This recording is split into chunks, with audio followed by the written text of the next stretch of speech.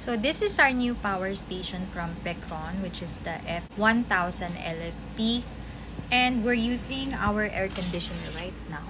Panasonic na old model. 1 horsepower siya, 900 watts na aircon. Pero ang consumption niya ngayon is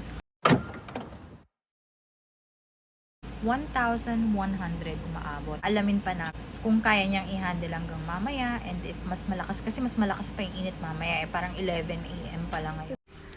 After an hour, na-drain na yung battery, even with 450 watts of solar input. Today, papalitan na yung aircon namin ng inverter type na 1 horsepower din. From Panasonic, magiging siyang Colin. Kasi sobrang lakas niya.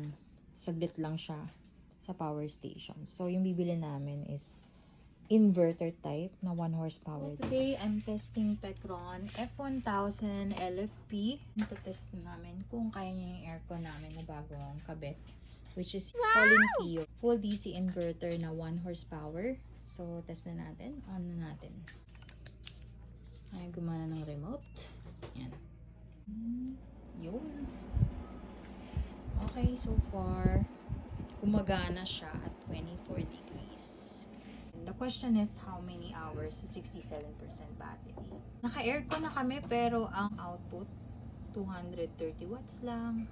Hindi katulad dun sa isang aircon namin, parang 1,000 watts agad. I feel na malaking matitipid namin, kasi dun pa lang malalaman mo na eh. Soft start din siya, so hindi agad-agad siya bumubuhos ng 1,000 watts. Unlike yung isang aircon namin. So, ayan naman, kitang-kita nyo, naka-on siya. And, malamig naman ang pinupuga niya so far. So, yeah, so far so good. Hour mahigit. Ayan, yung aircon namin. And, yung power station is nasa 8% na lang. So, papatayin na namin kasi ayaw naman namin i-fully drain yung power station. Kaya siya 1 hour and 8 minutes. Imagine kung naka-solar pa siya and if full charge siya. So, mas matagal siguro, more than an hour. So, ito hindi naka-charge sa solar kasi gabi na. So, ganun katagal. So, I think worth it naman bumili ng inverter and gumamit ng Pecron F1000 LFP na power station. Kaya nito hanggang 1,500 watts and 960 watt hour siya.